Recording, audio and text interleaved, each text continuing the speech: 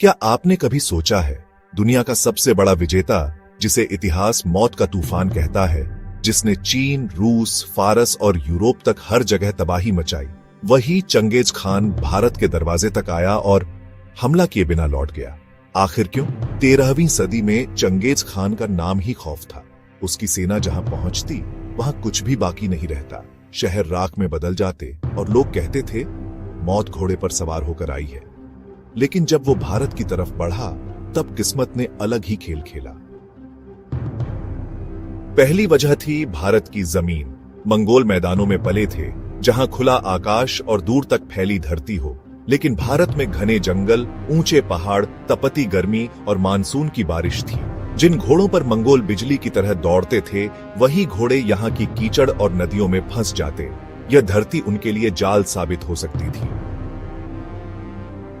दूसरी वजह, दिल्ली सल्तनत। उस वक्त सिंहासन पर इल्तुतमिश थे। वो कोई साधारण शासक नहीं थे। उनके किले मजबूत थे, सेना अनुशासित थी और दिल्ली एक दुर्ग की तरह खड़ी थी। चंगेज जानता था, भारत पर हमला करने का मतलब है महीनों तक खून खराबा और भारी नुकसान।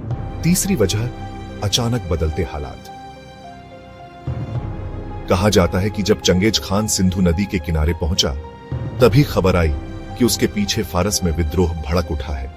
अपने साम्राज्य को बचाने के लिए उसे तुरंत लौटना पड़ा।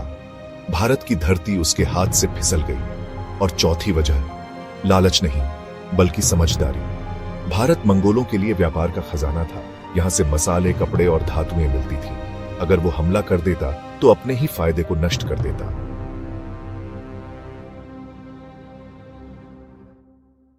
तो सवाल यही है, क्या चंगेज खान ने भारत को छोड़ दिया, या भारत की मिट्टी ही इतनी मजबूत थी कि उसने दुनिया के सबसे बड़े विजेता को रोक लिया?